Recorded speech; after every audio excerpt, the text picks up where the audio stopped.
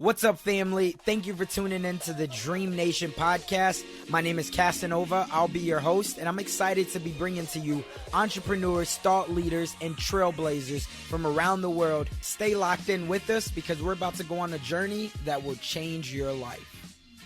What's up, Dream Builder? Hey, I'm excited to bring to you this episode with my dear friend, Mrs. Chalene Johnson. And I'll tell you, Chalene has an amazing story, super inspiring. But the reason why I'm so excited and why I couldn't wait to have her on the show is her ability to just be unapologetically her. And I think for many people that's living in the world today, they have a fear, we all kind of do, of how exactly do we voice our truth without having some type of a consequence, or at least just being able to be okay with whatever the consequence is. And so for her, she's been doing this for over 30 years, and she came on and she dropped so much wisdom from her downfalls to how she got to her peak, how she remained herself, the struggles that she had, but then also voicing how she was able to overcome those struggles. And so I'm really excited for you to hear this one. If you're somebody and you're trying to find your voice and really become unapologetically you, this is an episode that you're really going to want to listen to. Sit back, take some notes, and let's get right to it.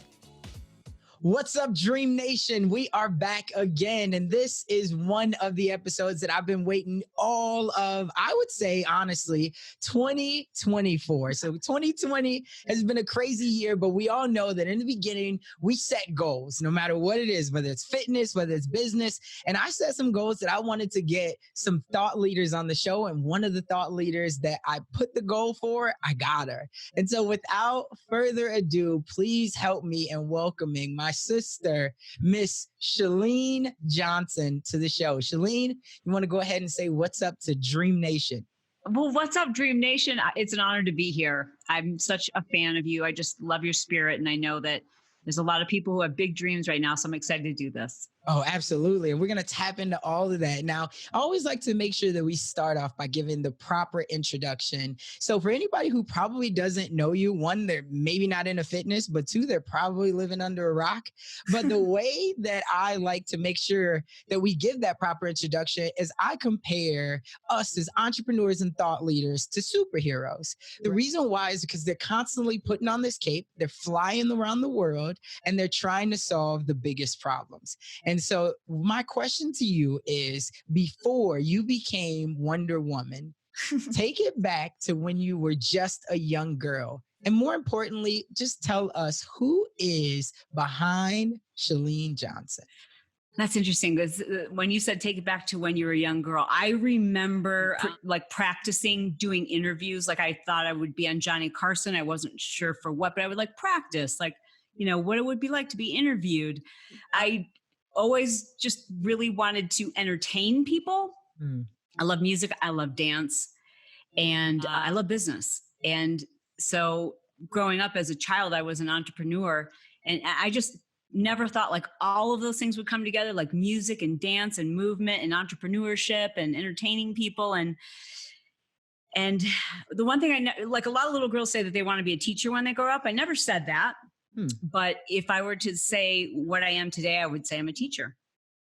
Yeah, no, I love it. So did you come from a background of entertainment or even entrepreneurship or what? Entrepreneurship? Yeah. We were broke, but I didn't know it. So I one thing I will say about my childhood that was really, really profound, and I've tried to do an amazing job of carrying on that legacy with my own kids, is about a money mindset. I didn't learn how broke we were, how poor we were at certain stages of our life. I didn't realize that. I didn't know that until I was an adult, because of the way my parents spoke about money and opportunity and what's coming next, and the way they taught us to think about money. So I did grow up in a family where my dad had, he was one of those serial entrepreneurs who was always looking for the get rich quick opportunity. So he had a million different businesses, and most of those failed, but took a lot of time. But I never saw failure as a negative. I saw that as that's what you do. You see something you're interested in, you see an opportunity, you see a door open, and you go for it, even if it's messy and even if you fail. That's how I grew up. And my husband, who I've been married to for 25 years, His childhood was the exact opposite, where parents were teachers, you get a 401k. This is exactly how much you spend. This is exactly how much you make. You don't do dumb things. You don't take risks. You get a degree and you get your job. And so it's been interesting for us to find kind of a happy medium, because I think my dad also took a lot of risks that he regrets, and was really good about explaining why he should have thought those things through before jumping. And so the two of us, my husband and I, coming together, I think are a nice balance. Yeah. Did you feel, well, first, let me ask you, the thing that I'll tell you I love about you, and I love about the way that you show yourself every single day. And I think this leads back to, I told you about my good family friend who I consider a mentor. Her name is Diana. And so I've been fans of many people's podcasts, right? And I consider them as mentors. And so I told her one day, like, hey, you know what? I am listening to these podcasts. And she said, look, you're not listening to nobody's podcast if you're not listening to these two. First name was yours. And so I was like, and I'd never been exposed to you before. And so I listened at your episode. And the first episode that I heard, I think for anybody that listens to either one of your shows, it doesn't take but for 1 minute to tell how authentic that you are. And so, yeah, I mean, and that's the honest to God truth. That's the biggest compliment. Yes. And and especially in the world that we're living in today, that's so important. And so my question to you is, a lot of the times where people decide that they want to be an entertainer, it becomes so much more scripted. So for you, knowing that you wanted to be an entertainer, how did you keep your authenticity when you know that I have to show up in a certain way for certain people? Has there ever been something that you've been like, I don't know? Because it seems like you almost have no filter. Yeah, that's true. I guess when I say entertainer, like, I didn't know if I didn't think I was going to be an actress or anything like that. I liked keeping people's attention. And for me, the only way I know how to do that is to be all the way real and know that there's some people who are not going to like that. And then there's people who are going to be like, that's what I was looking for. I think most of the decisions I make on how to be and what I'm going to do in business are based on what I respond to. Like, I don't relate or care for people who I can tell it's like a phony voice. It's a bullshit story. It is not real. And eventually that all crumbles. And I don't know if I've got good radar, but like, I do not understand guru worship.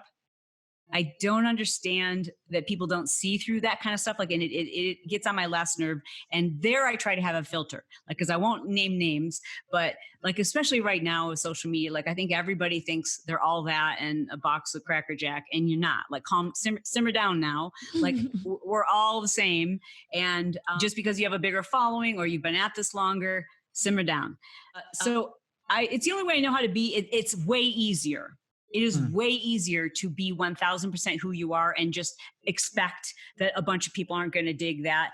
And the people who do, it's just so much easier to show up like when you are exactly who you are. A couple of things that came to my mind was like, you've been a staple in this game as far as internet marketing, as far as being an expert in a lot of different fields for a very long time, right?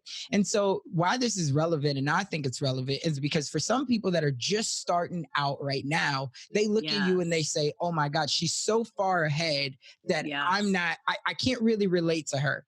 But then you have your side of it where you're like, I've been doing this for so long, and you see newcomers that come in, and we always have to adapt, especially in the internet world with new like TikTok and things like that, which you've adapted to it. So my question to you in all of this is it exhausting to you, or is there a way that you keep yourself grounded, because you have both levels on it? And for somebody that's right now thinking, I want to do that, but I feel like I'll never get there. How do you keep yourself grounded? Because you talked about simmering down. Oh gosh, I'm so excited you asked this question. Okay, so first of all, when I read my own bio, I'm exhausted. I'm like, who would ever want to live a life where you've done all of those things? You would never be able to rest. So here's what you need to know about me. Even though I identify as a cisgender 27-year-old female. I am actually 51. And so the reason why I've done a bajillion things is because I've been on the planet for a bajillion years. Like, I've been at this for forever. None of those things did I do them like, well, some things I did simultaneously, but most things it's like, oh yeah, I did that 15 years ago. And I did that like 10 years ago. And I did that like 9 years ago. And there was this whole season where I was a mom where I didn't do much except for look at what everybody else is doing and think to myself, I'm not doing enough. I should be doing more, but this is really what's important to me. Stay true. Like, don't let your ego get involved. Like, be a mom, be a mom. So the one thing I would want every dreamer who's listening right now to keep in mind is that the number one thing working against you is the fact that everything is interesting and you're seeing people who've done things and you don't realize it's been an accumulation. It's taken them a long time. You know, I try to only do like one or two things kind of at a time. I don't work 40 hours. I don't run myself ragged. I say no way more than I say yes. I do as little as possible so that the things that I'm doing, I really enjoy them and they just add up, they just add up over time. So I would tell anyone who's a dreamer to narrow your focus.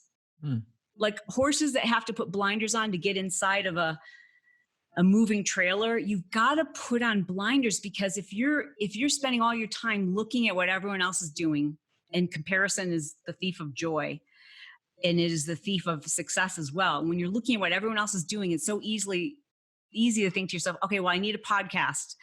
I need a landing page, and I need to host my own live events. I need to do a virtual summit, and I need to get my degree, and I need to you need to do all these things. No, just do one thing until you're known for it. Do one thing until you're known for it. Don't try to do 5 things. And the reason I'm rambling. I need to let you interrupt me. No, I love it. Well, here's the one thing I would say to anyone who's feels that way, because what you tapped into is something I completely relate to. I still do it.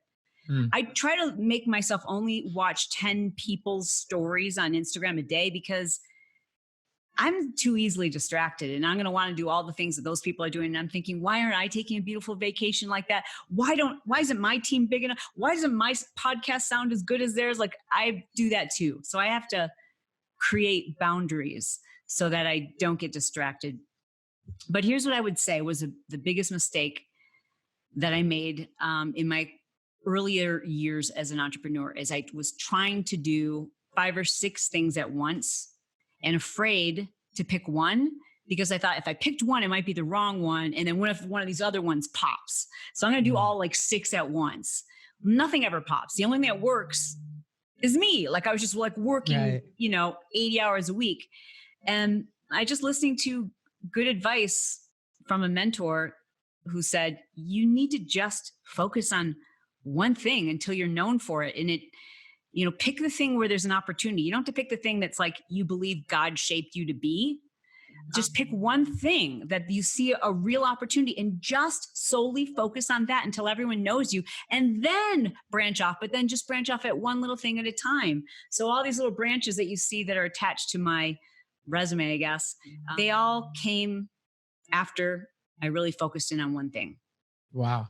And I'll be honest, and I'm sure that anybody who really knows me very well that's listening to this, it feels like you're talking and mentoring me, because that is where I'll be honest. And that's the space that I've been in for the last 18 months. And what's funny about this is how we even got on to me really digging into your story is because I called up Diana, the mentor, and I'm like, hey, here's all the things that I'm doing. And I was like, and people always have that, you have to figure out who is your avatar, right? You have to know exactly who you're targeting, things like that. And so I would always have this question, and I'm going to ask you this question. Is it better to be a generalist or a specialist? To start a specialist. To start a specialist. Okay. Yeah, to start, you gotta be a specialist. And, saying that, I'm saying that as a generalist, right? Like, I'm not the best at anything, but I got really, really specialized at understanding the psychology of someone who wants to get healthy. I didn't become an expert at fitness. I became an expert at the psychology of somebody who wanted to transform their body, because I believe that is the gateway drug to personal development. Right. And so it was probably one of the hardest things I ever did, was to like just force myself to do one thing. And by the way, it wasn't the thing I was the most passionate about. To this day, I am still not, fitness is still not my number one passion. Absolutely. Like if you said we're going to take away everything except fitness, I'd be like, no, like fitness is a cool thing for me. But when I decided to focus solely in on that, I had to let go of a couple of other things that I was hoping I would be someday. I had to let go of those things. And that was really hard. It was like a blow to my ego. Fitness didn't feel that important to me. I really wanted to help women. This is when I was 27 years old. And I had to decide to like set a couple of other I can call them businesses, but like they were really all losing money. A couple of other ideas aside, even though I was like, but this is what I want to do. But I had to say, later, it's just not the right time. What I really wanted to do was to help women figure out how to start a business that gave them the ability to first be a mom. And that was my passion. And to this day, it still is. But I could see that there was this window of opportunity with this little program or workout that I had created in fitness. And so I had to set that aside. We were losing money like crazy. I had to set that other dream aside and just, as you said, specialize in one thing until I was known for that. And then I felt like I had permission to like dip my toe into another area. Yeah, no, and it makes sense, right? And I think everyone, they have to really assess where they are, because the other thing that I heard you say is, and it's funny because that was kind of going to segue into my next question, because I listened to the episode that you did with Rory and you talked about that, and you were saying like, hey, I remember fitness was not my thing. Like that was not the one thing that I wanted to be known for, but I had to do it. But the reason why I bring that point back up is because you said to stick with one thing until you're known for it. So that's also always been a question that I've asked, is like, how do you know when the bar, like, how do you know once you're known for it? Is there going to be a magic number? Because in one way, it's like, you only have to worry about the vote that matters, which is your own vote. So if you feel like that I've done this for 2 or 3 years, it maybe is not the 10 to 20 years that someone else has done it, but you feel like I've already capitalized on what I wanted. Is it okay to then venture out into one other thing? Or is there a certain, like, you need to have 6 months worth of, finances before you can venture out into this other thing? I asked that same question of many people. In fact, I think I even asked Rory what his opinion of that was. I can tell you for me personally, that measure for me is when I can set it and forget it. Meaning once I feel like, okay, can sustain itself financially, that I've got it running and operating in such a way that I don't have to be thinking about this 24/7.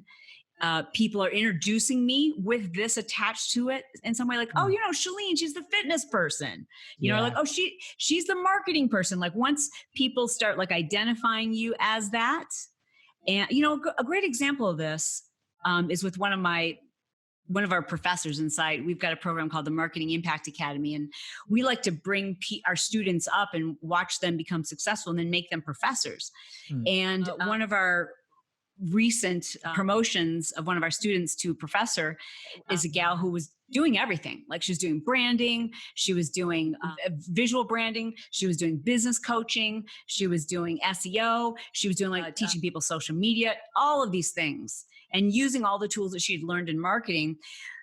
But then she realized, I'm killing it right now on TikTok. I'm just going to go deep on TikTok. Like really deep on TikTok. And because she decided to do that in like the biggest, deepest way, in a matter of literally just a couple of weeks, she went from 0 to 20,000 followers. And then in the last month, she's become like the number one trending person on TikTok. Wow. And then she created a course that taught all of those things that she specialized in TikTok, like branding and how do you use TikTok to feed your audience over to your other businesses. And she's now I hear people saying like, oh, Kenya, she's a TikTok girl. Like, so once, I think that's one of the signs is like you start making money from it. People start knowing you because of that. People start introducing you, and that's part of the tagline. And then for me personally, when I feel like I have permission to like now add a branch to my trunk of the tree, if you will, is when I'm like, okay, I've taken this to a place where I'm quite satisfied with it. It's making money. It can keep going, but I don't have to focus on it 7 days a week. I can look at it a couple of days, couple of hours a week. And that's how you create additional streams of income. You won't find anyone that I know of who's a top earner, right? Like 6, 7, even 8 figures who has one stream of income. Number one, it's super risky, right? Especially in today's world. Right. Super risky. And number two, it's just most of us dreamers have a lot of interests. Right. So you become a specialist until you're known, but then don't forget that all those interests are fun, exciting ways to help other people perhaps and explore something you're passionate about and create an additional stream of income. So, fitness was the thing that I became known for. And then I wanted to get into personal development. After personal development, then I wanted to get into business development because that's really why I think people know me in fitness is because I know marketing. And, so each one of those kind of splinters off, but they're still all there. They're still all making me money. And there's still all things that I dip my toe into, but I just don't have to spend all of my time there. And I agree that I think the world's greatest entrepreneurs, their nature is to be a generalist.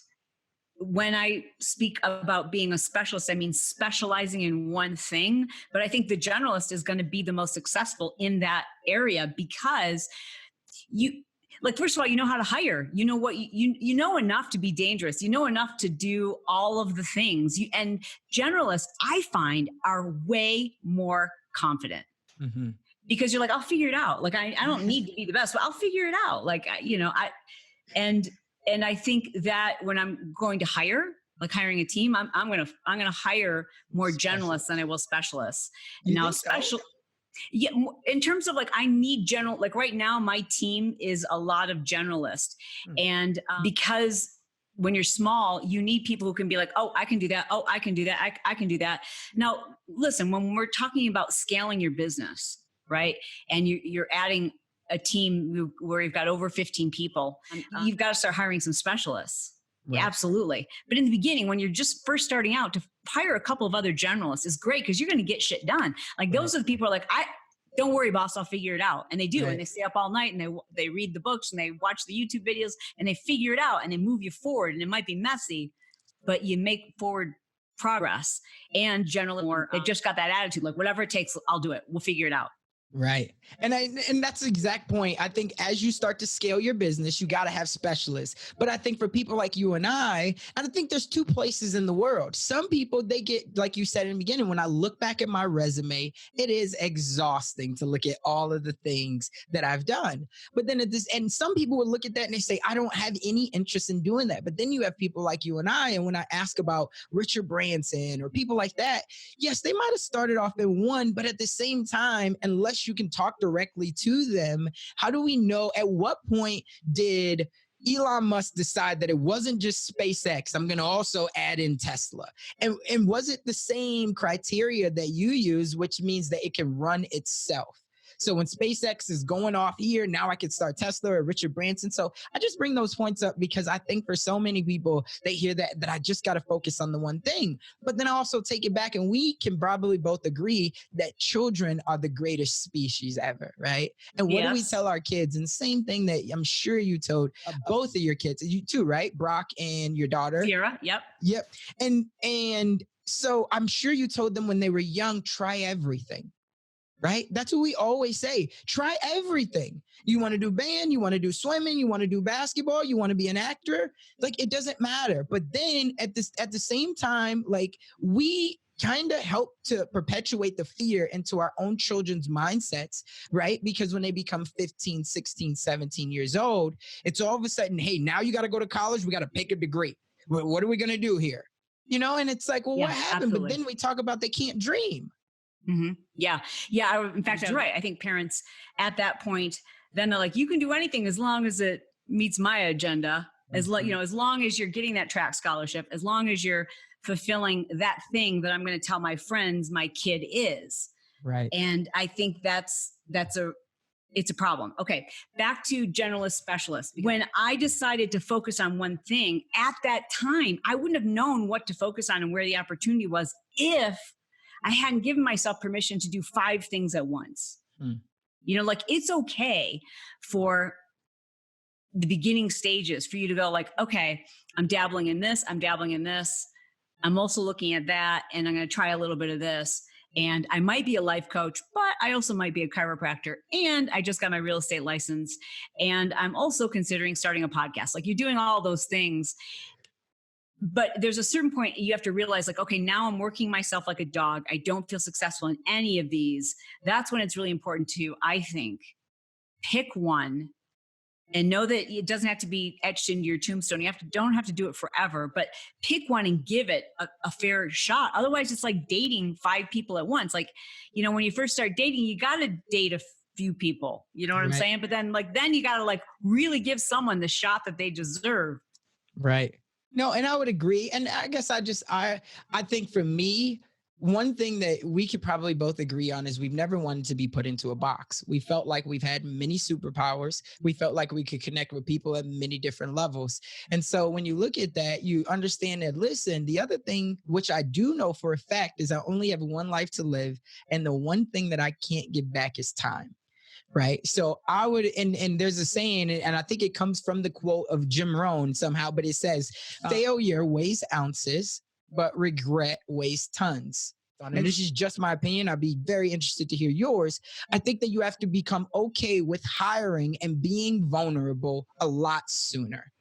So that means that you have to, if you have all of these visions, then what are your thoughts on creating brand managers to manage that thing? So maybe you're not all in, but you have somebody else who's a specialist that does want to be all in on marketing or does want to be all in on fitness. Let me ask, when you said you need to be thinking about hiring and vulnerable, what do you mean by vulnerability?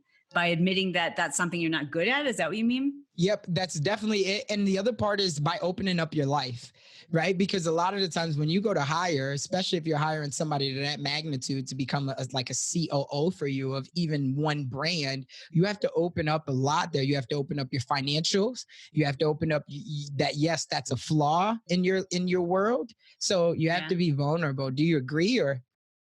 Yeah, I think it's probably an area where I haven't done a great job with hiring. I mean, I love everyone who works for me. Trust me. But I've made a lot of mistakes too. Number one mistake being that I did everything myself for way too long. And it cost me valuable time with my family. Like you're not supposed to live your life with regrets, but I do regret that I sacrificed sleep to always be there and present for my kids. But I was present with my eyes open like this and thinking about all the things I need to do, like while I was watching their games. You know what I mean? Right. So I really wish I had hired people or a lot more people earlier. Since that, once I made that decision, every single time we hired people, our business got better and my life got better. My peace got more profound. So that's one mistake that I made. And then I think another mistake is, honestly, I don't know, is listening to a lot of people give advice on how to hire and me second guessing myself, like letting other people do the hiring. And maybe I am overstating my ability, but every single person I've hired them because I like them and they have the skills. And I think that oftentimes the advice I've gotten from mentors who have spent a lot of money to tell me what I'm doing wrong, they've said, you've made the wrong hires. You've hired people that you like, and they're not the best at what they do. And so therefore your business can only go so far, which is probably true. But for me, I've made the decision. I would rather really, really enjoy the people that I work with than hire people who can take us to a certain level, but I don't like them. Right. And whenever we've made those hires, it just never works out. Like other people on my team aren't happy. I'm not happy. It's just, I don't know. And so I will say this, like every expensive mentor that I've worked with has said, don't hire the way you hire. Mm. But I disagree, because when I hire that way, I'm a happier person. And ultimately, I'm much more concerned with being happy and having peace than I am, adding another comma. Got it. Do you think that if you had, again, being vulnerable to have just that one person that's in between you and the hire that really like is maybe opposite of you, but you have enough trust? Like, that's what I mean by the vulnerability that you could, that they could say, let's say that I was your COO and I'm saying, Shalene, hey, I got you, right? Like, trust me on this. Like, I'm gonna handle it. Like, I know what you're looking for. And I don't want you to bulldoze over me. We're in this together. Do you feel like if you would have found one of those people that maybe it could have been different, but there was no buffer? We did that. We did that 3 years ago. And we're in the midst of the fallout of that, to be honest. So we did that, and we spent, we made our biggest hires. We made hires that were very much specialist. And there was a good degree of like, oh, I like this person, these people we brought on, but they weren't like, I don't know. I don't know. It wasn't a very happy time. That's what I'll have to say. And so maybe I'm always going to do it a little differently, but I believe at this point, I try to make every decision, and I think everyone should do this. You should make your decisions based on a word, right? And so the word that I use is peace. Like, will this bring me peace? And for someone else, your word might be security. It might be a financial decision. It might be freedom. It might be, but my word is peace. And that's how I define success and happiness, is having a degree of peace. And so I did give it a shot to see like what that could bring. And we did that for about 3 years, and it cost us a lot of money, which is no big deal. But what is a big deal is I think it cost us a lot of peace. So I'm not saying like maybe we didn't do it right, but obviously we didn't. And maybe if you do it right, it's the right thing to do. But for me, it hasn't worked out really well. So I think I'm going to go back to hiring just people I really like. That I like who they are. And by that, I mean their character, their personality. Like, when no one else is looking, is this a really good person? Yeah. I care about that. And I think that's very important. I think that culture is everything. And I think that there's no one way to do it, right? That's where you talked about figuring out what you don't like, because you had to go through, the fire, right? You had to be tested to come out with your testimonial. So I definitely don't think that you've done anything wrong. You had to be tested to figure these things out. And I think that there's something else that I always say, joy wouldn't feel so good if it wasn't a little bit of pain, right? So in that one moment, you had a couple knots, but same thing I told my wife, like, wins and losses comes with being bosses.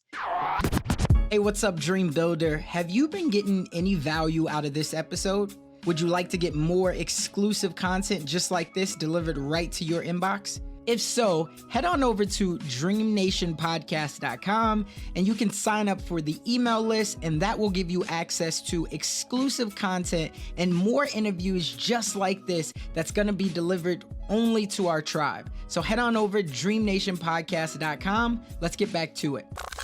For anybody who hasn't seen, I would encourage them to go back, because this is where I was really wild too. I watched that you guys just sold your house about a month or a couple months back. Right. And that video that you did on your home, I was like, oh, that's Shalene. Like, he was living out there. Yeah. And I was like, oh, man, it was just such a beautiful home. Right. And you told the story about how you raised your kids there and everything. And so when people look at that and they see where you are today, they say, wow, she's had it made. Right. But the question that I have for you is to say, or to ask, are you fulfilled in life? I am. I can't say that fulfilled to the point where I could like just vacation and not do anything, because fulfillment is something I seek to achieve every day.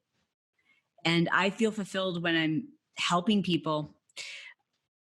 And that if I didn't have that, I would not be fulfilled. For me, fulfillment isn't money or things, because there was a period of time in my life where I got caught up in making the vision board and goals that I learned from other experts on how to write out your 5-year plan and your very specific goals on specifically how much money you want to make and specifically what car you want to drive and specifically what house you want to live in. And I did all that and I accomplished all those goals. And once I got there, I felt quite empty.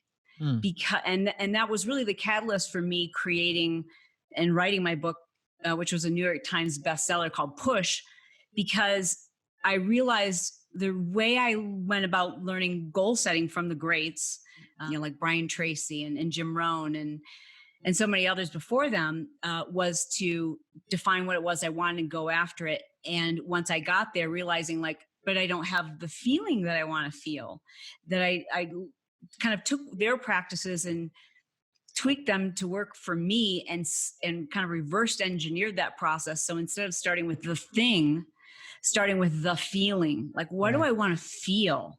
And what does my life need to look like in order for me to feel that? Because you can have the big house and the cars and all the things, but feel like you are in a golden prison, and that you've created your own hell if you can't enjoy those things. And that's where we were.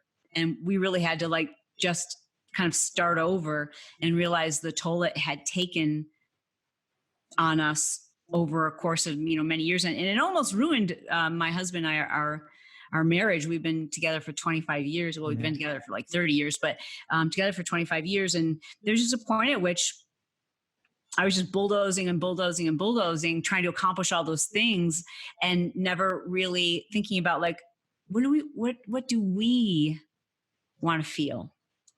And so I would warn anyone who has, you've written out your goals for this year or your 5-year plan, ask yourself, not will that thing bring me peace, but ask yourself, will I be able to experience peace in the process of acquiring these things?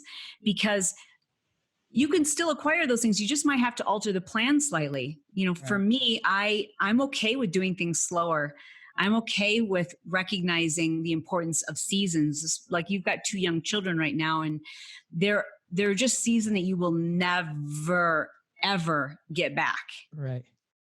And then there are things that you can plant that crop anytime that crop's going to grow, doesn't matter.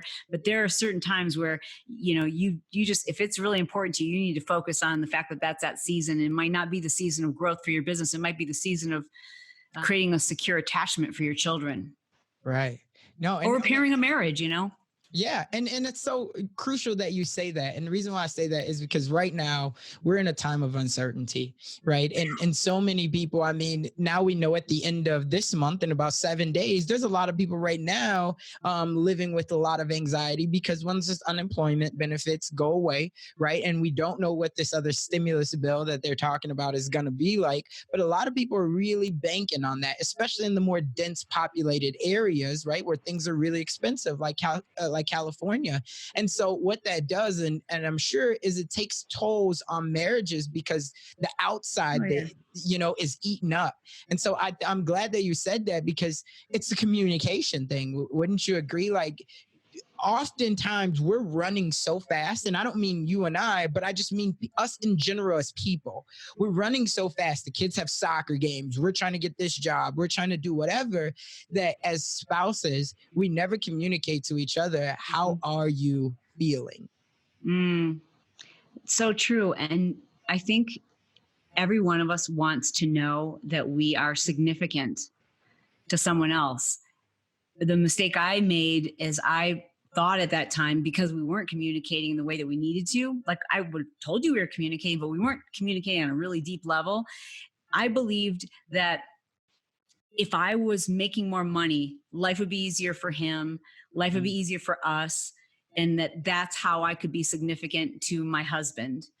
And he believed, his own set of circumstances, and neither of us were really talking about what it is we wanted and that we really needed each other, and that's all that mattered.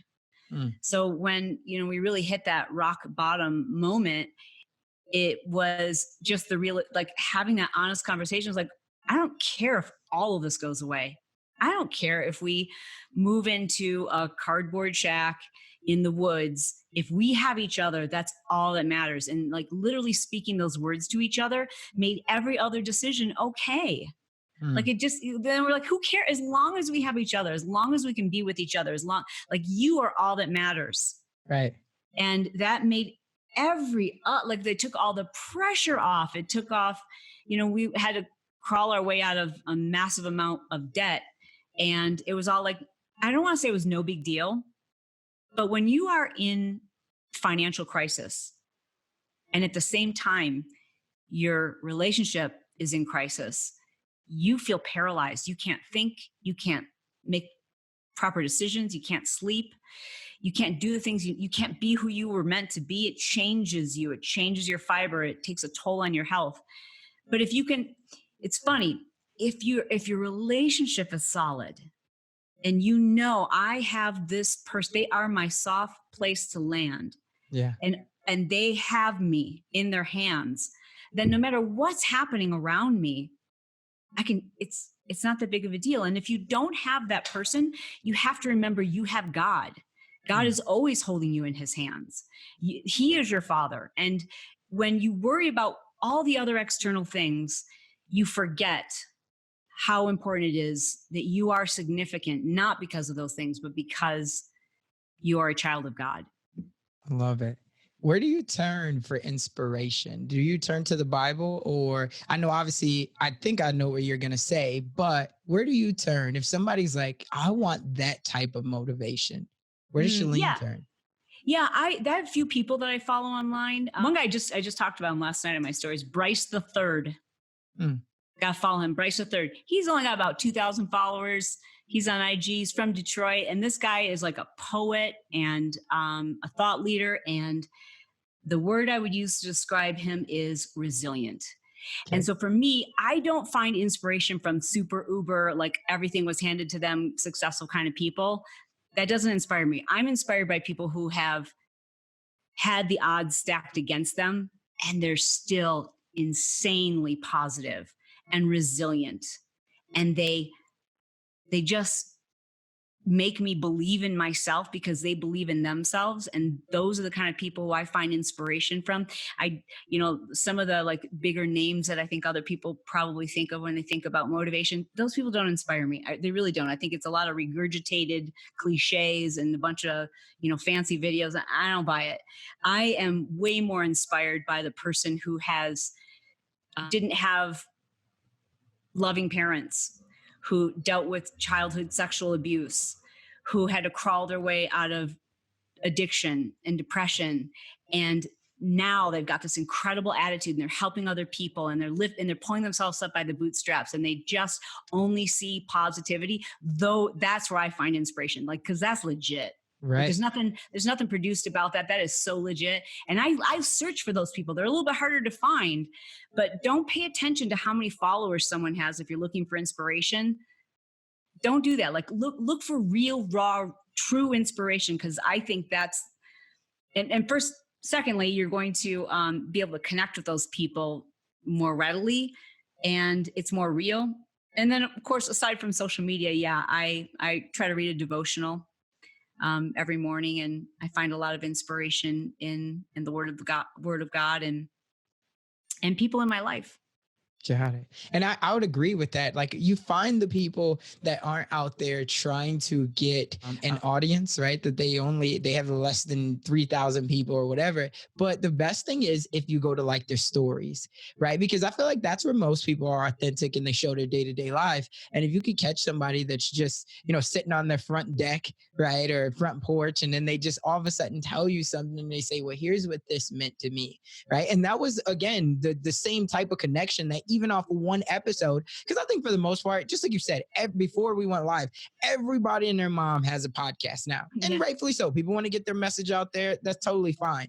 But when you listen to one person's podcast, I think within the first like 2 to 3 minutes, you can really already tell if you're going to like it, if you're going to like their energy, right? Because sometimes they might not be saying anything, but they're so excited. They're like, oh yeah, I think I like that, right? And sometimes I feel like that's why people even listen to me. Like, I'm like, I don't know that I really say anything, but I try to always make sure that I'm enthusiastic, right? That I always have positivity and that I always can bring good energy. Because that's what I tell people all the time. Like, I'm not the person who gets too deep into religion or politics or any of that. So I'm not super controversial, but here's what I know. The only thing that I can control at the end of the day is my energy. Right.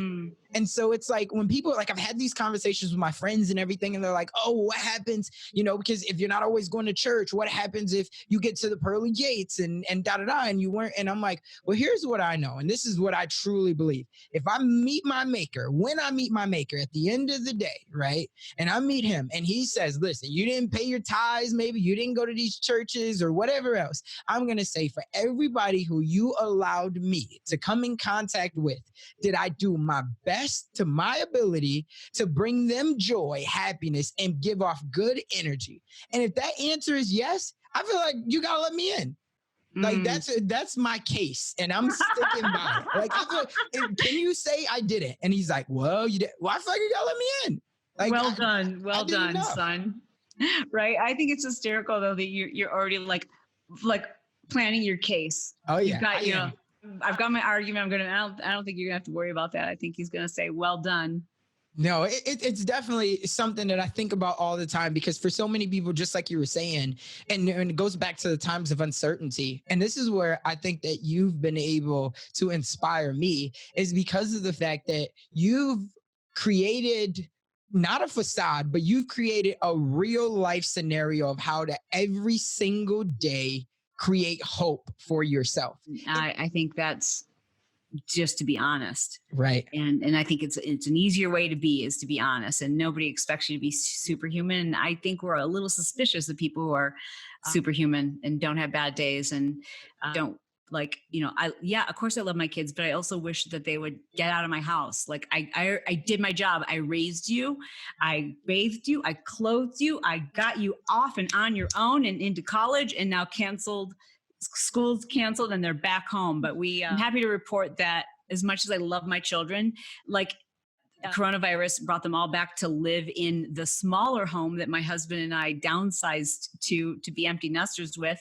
And now our nest is full again. But I'm happy to say that it gave us another opportunity to say, like, okay, the plans that they laid for themselves and listeners have laid for themselves, like the goals you set for 2020 and 21 and beyond, maybe they've changed. Rather than beating yourself up, just sit down and revise them. And that's what we had to do with our kids. Like, they kind of freaked out. Like, we had all these plans, and we, in the last month, have sat down and said, okay, sky's the limit. What do you want to do? And now let's reverse engineer that plan, because you're going to do it. You have everything you need to do it. And let's reverse engineer that plan. Like, where do you want to live? How much is that going to cost you? How much you need to make? How can you, I know there are all these things you thought you were going to do and you're not going to be able to do them now. So what can we do instead? And I think everyone needs to do that instead of beating yourself up and trying harder to work towards something that it doesn't look the same today. Nothing looks the same. No. Just rethink it and don't beat yourself up. Just know that you have the tools to reverse engineer it. Yeah. You've taught people marketing, obviously, for past 20 years, really, right? And maybe even longer than that. For somebody right now that's thinking that they want to become a business owner, they want to start up their own business. Obviously, you have the Marketing Impact Academy and you have other programs that help with that. But is there a couple steps that people can start doing right now to try to generate $50 to $100 a day that you love this scenario? Yeah. So that's a two-part question, right? So I used to believe you had to think about being a business owner. And in today's economy, in today's environment, you don't necessarily have to be a business owner or even an entrepreneur in order to make $50 to $100 a day online. So, and I think many people are intimidated by the thought of being a business owner or an entrepreneur. And if you give yourself the grace or permission to say, like, hey, what if I just tried to make some extra money online? There's a million really cool, low to no cost ways to do that, from reselling items in your home. Like, that's one of the easiest ways. Like you have so much, like even clothes you're thinking nobody wants is, yeah, they do. Put it together in a lot, resell that stuff. You have expertise that you don't even need a website. You can just post it up on Instagram and in your stories and say like, hey, if there's anyone who needs help on figuring out how to pass your real estate exam, or how to start your own podcast, or how to become an affiliate for Airbnb, here's my Calendly link or my Acuity link, and people can schedule a $50 call with you. And you might think to yourself, well, can't they just watch a YouTube video and figure that stuff out? Sure. But it's so much easier and better when it comes from someone who they already connect with. So there's a million things that you've already figured out that they might not make you $1 million, but it definitely can make you $50 to $100 a day. And you can use social media to do that. For those people who want to be a business owner, you need to own the real estate. If you don't own the real estate, you ain't a business owner. And by that, I mean, I talk to a lot of network marketers who, they call themselves business owners, but they haven't built their own brand. They don't own the email list. Their upline or the corporation gets to tell them what they can and can't do. And I think it's questionable to call yourself an entrepreneur if you're operating in that way.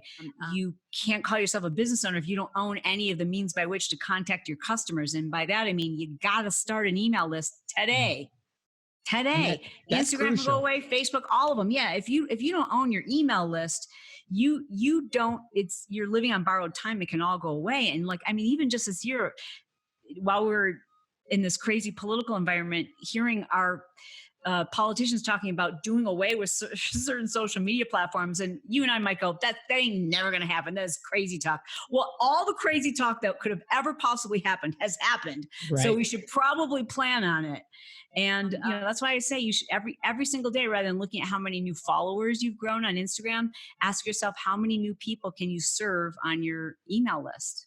Yeah. And that's crucial, because I'll be honest, I was late, and I can't remember. I think it was, I want to say Amy Porterfield's show. And one day she had said that. And I never knew about the power of growing an email list. No one said that. So while I thought that I was building a business, I was really just building followers, and I didn't know anything about it. And it's like, okay, but are those followers actually opening up their wallets to say, hey, the value that you serve, like, I'll pay you for that. And then it wasn't until I really dove into that I was like, oh, and just like you said, I mean, you have these social media sites, and while they might not do away with those social media sites, Facebook or YouTube, they can ban you for whatever reason.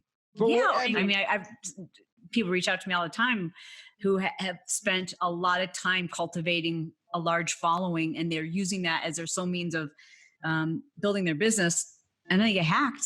Right. And there's nothing you can do. I mean, it's really hard to get an account back. Yeah. For everything that you've learned over, the course of your career, and you're continuously learning and developing every day, if you could look back over the last 10 years, what's the best thing that you've learned over these last 10 years? Oh my gosh. That is such a good question. The best thing that I've learned. I would say the best thing that I've learned is it's okay to go at your pace. In fact, you need to go at your pace and not look at how fast someone else has been able to do something, or how quickly someone else has been able to do something, because you don't know what's going on behind closed doors. You don't know how that's going to turn out for them. You don't know how truly happy or unhappy they are. And I assume you're doing this, everyone who's listening, because ultimately you want to have a better life, right? You've got dreams for a better way. And I hope that happiness is a big piece of that. And if you're looking at the pace at which other people are doing things, you'll never experience happiness. Like, that is the thief of joy. So I would say that the most important thing that I've learned is to be very, very self-aware, and to know that I am easily distracted. So I have to set up safeguards around those things that are distractions for me. Because when I get distracted, I compare. And that's not good for me. It's not good for my relationships. It's not good for my peace. It's not good for my joy. So I really I have to know myself well enough to set up those safeguards. Yeah. And this is the second or third time that you've brought that part up about the distractions. And I think that you're not alone, right? I think we all get distracted in some way. And so I would love to dive a little bit deeper into there to say, what exactly do you do to set up those boundaries with yourself and those safeguards? Like, is it a meditation thing? Do you have a journal? Like, what exactly can someone do to, when they feel that comparison coming on, they say, wait, it's almost like the 5-second rule by Mel Robbins, right? Yeah. Well, what's Shalene's thing? Yeah. So it's discipline. And for me, it is having as much structure as possible. The less structure I have, the less freedom I have. So I use a push journal, which is, just a day planner that I developed that works for me. I focus on what it is who I want to be, right? So I think about that identity and I think about that word peace. And when you know who you want to be, then your behaviors align with that. So it's also knowing, like, what's my daily objective and how can I accomplish it in just a couple of hours? Because everything else then should be a bonus. So my day is incredibly structured. And I safeguard it like crazy. So to be very specific, I don't do anything work related until after 11 a.m. So, and my team knows that, and it's a rare exception when I'll break that rule. I shouldn't say rare exception, like probably once or twice a month I'll break that rule. But, as a general rule, I don't do any like scheduled business work before 11 a.m. I use that time to in prayer, my exercise, my time to daydream, to write, to read, to think, to process, to play, to listen to music. That's a really big piece of my happiness is music and play and comedy. And so the first part of my day, I get super amped up for work if I get to charge my battery in the first half of my day and it's mine. And then from 11 until about 5 is when I go deep into work with breaks in between. And then from 5 on, it's like, I might dabble, I might not. Some nights I might do a little bit more work. Some nights I might not, but that structure keeps me very focused. I do not look at anyone else's social media until after 11 a.m. I might post on my own, but I do not allow myself to look at the Explore page or any friends' posts or respond to anything until after 11, because you just head down that rabbit hole. Right. And then I'm not living authentically in alignment with that identity I want to create for myself. And I'm ignoring the structure that I've established. And then you got to think of it as like a muscle. So if you think about strength training as overcoming resistance, right? So if you pick up a 25-pound weight, like you're overcoming the resistance to build that muscle. And the more resistance you add, the stronger the muscle gets. So whenever I feel that like, I really want to just go on TikTok right now, I remind myself like, I'm going to resist it and it's going to make me stronger. It's like, I just force myself to do the thing I know I need to do because that's what successful people do. Everybody knows what they need to do. Everybody. Right. The difference is some of us go like, I know I need to do it and I'm going to do it. It's that discipline. And wow, that's exactly, I've never thought of it that way, but that's something that I guarantee you I will implement is that resistance of the muscle, right? When you think about that, it's like a burnout, you keep working it, but then if you keep exercising it, you will be stronger, just like you said. And so that's something that I think everybody could take away. And that is a nugget right there. But you started to talk about the fitness part and the muscles, and something that you've always done is share your fitness journey. How much of the fitness, let me ask it this way, just to make sure that it's simple. How big is eating a big part of your health and in your mindset? Because that's for a lot of people right now as well. Any structure, any regimen or whatever that they had has gone out the window. Everybody now, they justify what they can support local business, right? And so they eat now all day long. So like, talk to me about how much of your diet has been a part of your mental health. Yeah. Well, in the last 5 years, kind of everything. Before that, true confession, I didn't know much about nutrition. I just kind of regurgitated what I heard other experts saying. I didn't eat well at all. I ate anything that was 0 calories, low fat, processed protein bars, processed protein shakes, and exercised way too much. I over-exercised. So, and that took a toll on my mental, on my brain health. And so I had a brain scan done at the Amen Clinic. And when they looked at my scan and showed me the results, it was just kind of devastating to think that I had thought of myself as a health expert and a healthy person. I had this very sick brain, and I didn't really understand why. And I had to dig into that to figure out so much of that was a couple of things, the worst of which was sleep deprivation, years and years of self-imposed sleep deprivation. As I mentioned, like I would sacrifice sleep to work on my business so that I could be present for my kids and my family during the day. And I would sleep like, very few hours a night. But then secondarily was I didn't know enough about nutrients. And so I was afraid of food. I was afraid that if I ate all these foods that I would lose my position as a fitness expert. So I had to learn about nutrition, and I also had to learn that it's a bunch of BS that we think that there's one diet that everyone should be following. Like everyone shouldn't be paleo and everyone shouldn't be keto and everyone shouldn't be vegan. Like there are different seasons, and in those seasons, your nutritional needs change. And so does your background and your genetics and the amount of stress that you're under, and all of those things impact the way that our bodies absorb nutrients and how healthy we are. And so for me now, nutrition is the cornerstone. I couldn't have I don't have to exercise as long now because my nutrition is dialed in. I've got better control of my cognitive abilities because my nutrition is dialed in. I sleep better now because my nutrition is dialed in. So nutrition is really key, but it is so individual. And I wish it was simple. Like I could say, everyone just needs to eat like this. Right. But it's just not true. It's just not. And so where do you go to figure out what your thing is, right? Is it just that you have to try a whole bunch of things? Like, I'm going to try paleo. Okay, that didn't really work for me. I'm going to try keto. Or is there where do you go?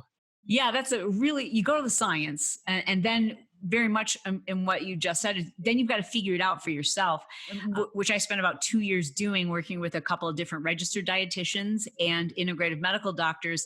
But what I figured out was that it was always kind of changing, what's known as diet phasing. Right. So there isn't one way that we were designed to eat for the rest of our lives. If you think about our ancestors, their diets changed dramatically with each and every season. And so I learned how to phase my diet, which is, again, it's not a simple concept. It's something that you really have to individualize that for each person. And once I did that, then I created a nutrition program called Phase It Up. So people can learn more about that by going to phaseitup.com and taking a little quiz. But it isn't a one size fits all. It literally, we kind of help give you the structure to figure out what you need to do. But a spoiler alert, what you need to do needs to change about every 4 to 6 weeks slightly. Otherwise, your body dips into what's called homeostasis. And, that's when our metabolism slows. And that's when we're like, wait, this was working. Why isn't it working now?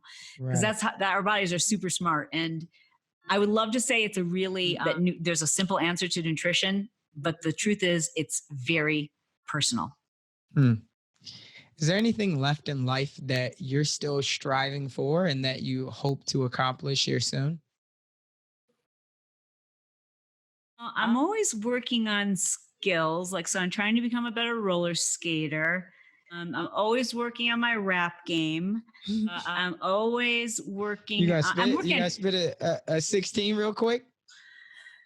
Well, we'll have to go old school if that's okay with you. Yeah. Okay.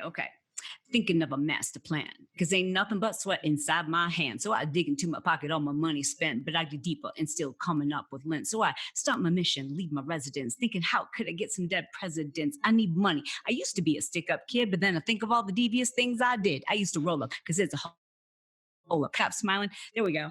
I love it. I didn't know you had a rap career, right?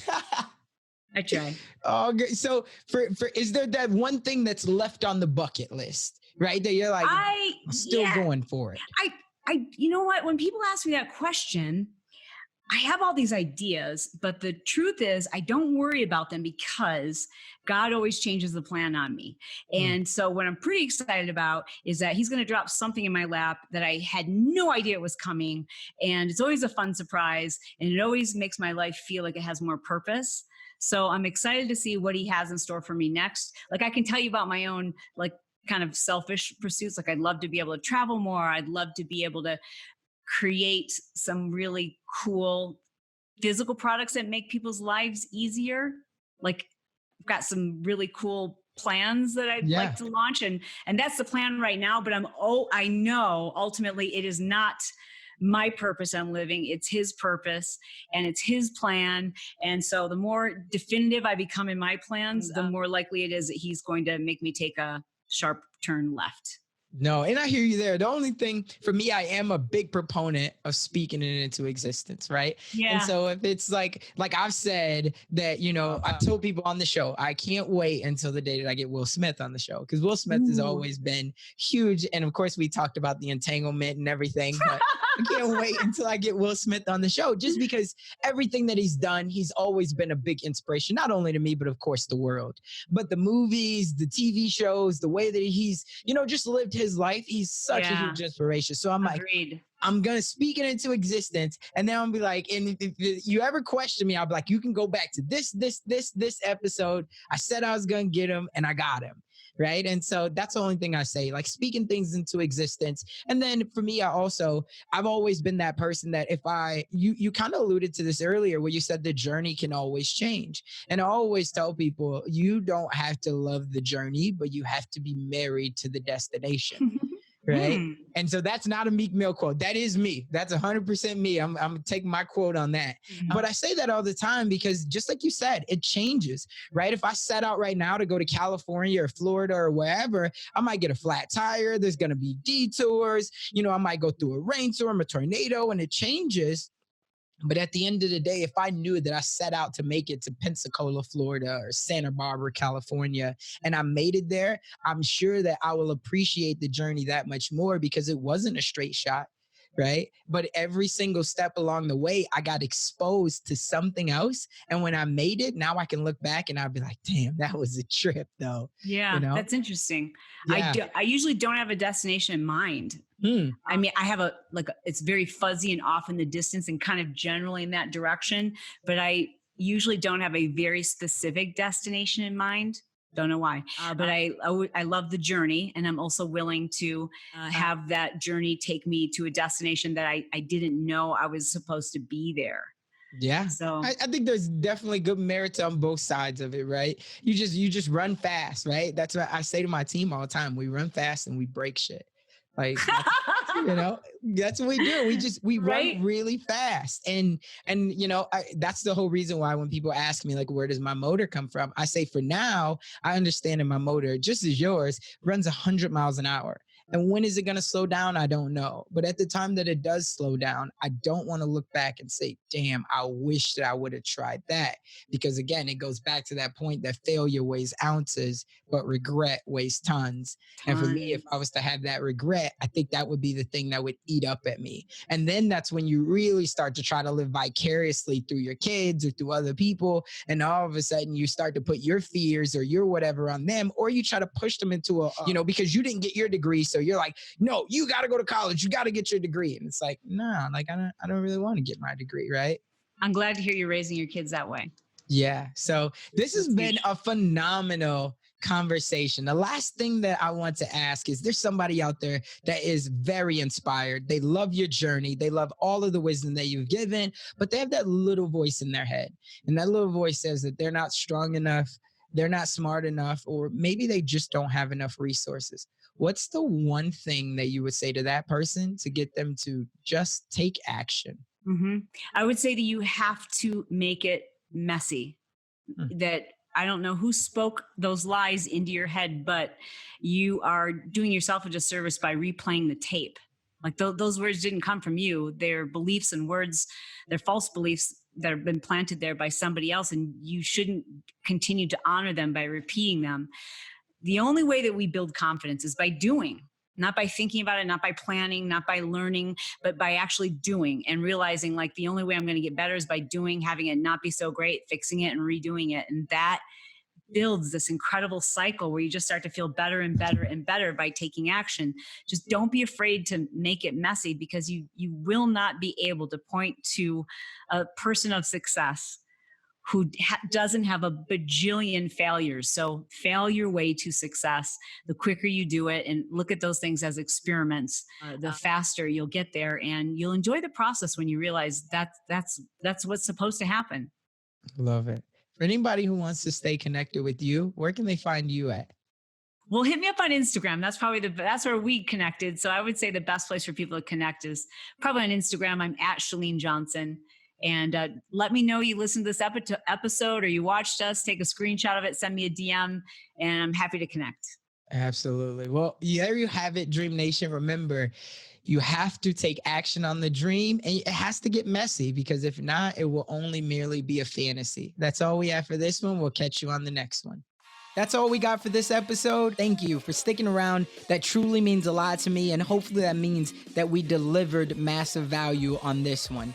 If you haven't already, the way that you could say thank you to myself and the team is just by heading over to iTunes and leaving a review and a rating. That's what iTunes loves to see. That's how we get out there even more. And I would definitely be grateful for it. I know the team would as well. Do me a favor and head on over to DreamNationPodcast.com. That's where you're going to be able to find all of the resources that we talked about in today's episode, as well as more exclusive content. And you'll also be able to sign up to our email list where we have more exclusive content. And we always love to hear the feedback from you all, because you're our tribe. So remember, in the dream we trust. We'll see you on the flip side.